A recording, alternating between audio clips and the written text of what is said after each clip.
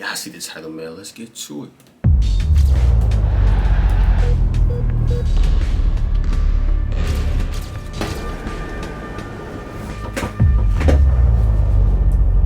It's like a tough intro.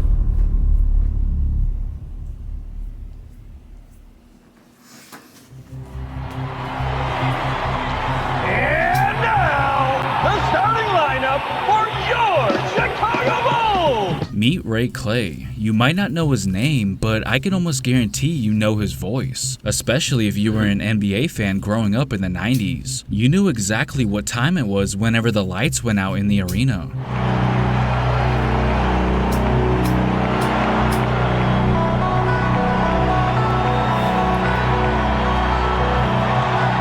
Ray Clay is a PA announcer best known for his work with the Chicago Bulls in the 1990s, and was there for all 6 titles the Bulls won with MJ. You see, the man made announcing the starting lineups a special event in and of itself, which led to other opportunities as a result. He guest starred in a 1993 episode of the sitcom Married with Children, and had roles in the films Blink and He Got Game. His voice also appeared in several basketball video games. Without question, he was one of the best at what he did. What I try to do is just add a little twist of my own to the game. Tony Kukoc!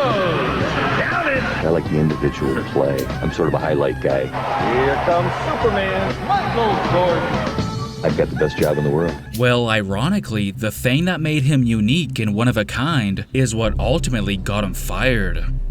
Okay, before we get to that, we can't sit here and give all the credit to Ray Clay. There was a man named Tommy Edwards who definitely has some of his fingerprints on this iconic introduction as well. Edwards was the PA announcer before Clay, and is somebody we should all thank for coming up with a few elements that made the Bulls intro what it is. First of all, Edwards was there in 1977 when the Bulls became the first team to bring down the lights during player introductions. In 1984, Edwards was the one who first suggested using the song Sirius by the Alan Parsons Project as the background music during the introductions. The darkness, the sounds of a wild and raucous crowd, and the moody, menacing music that has become the spirit of Chicago Bulls basketball. I didn't write the tune with any kind of sights on it ever being used for a sports anthem. It was the last thing I would have thought. It's become a song that's synonymous with people being introduced. Schools of all ages are using it for their introductions to this very day. College, high school, middle school, grade school, you name it. All because Tommy Edwards had a vision and believed that the song would be perfect for the Bulls. It was Tommy Edwards who first suggested using the Alan Parsons Project song leading up to his player introductions. Michael Jordan! They loved it, and Michael loved it, and so it was there ever since. One more thing that Edwards is credited for is originating the famous signature phrase, "and now."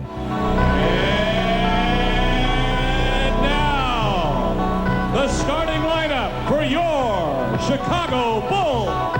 Even though "and now" is Tommy Edwards' signature phrase, Ray Clay put his own stamp on the pre-game ritual when he took over, which of course revolved around the Michael Jordan part of the intro. This is what he made famous.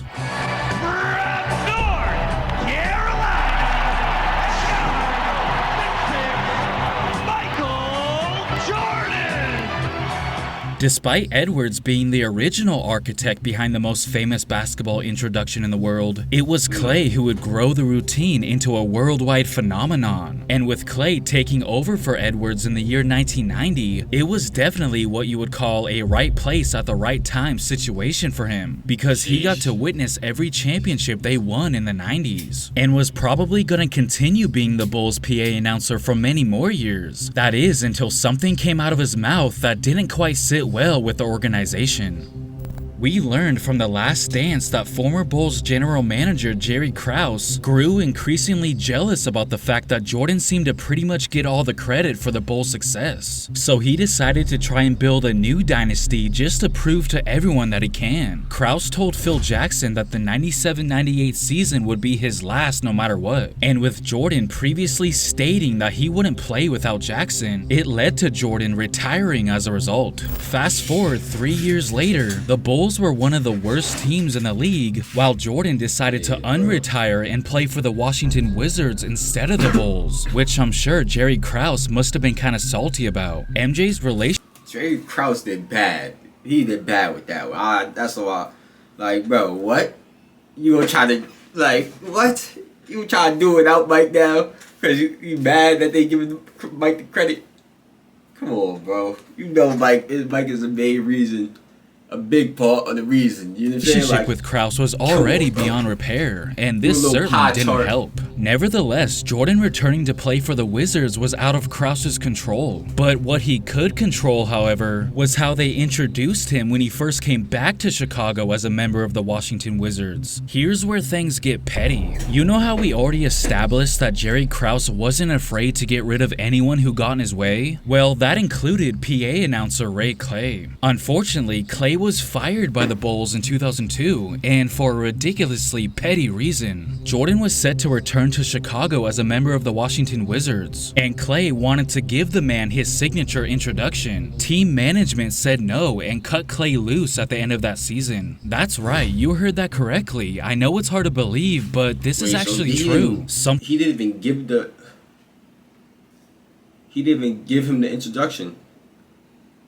Thing as minuscule as that cost him his job. Now here's how Clay ended up introducing Michael Jordan when he came back to Chicago for the first time as an opponent. And forward from North Carolina, 6'6", Michael Jordan.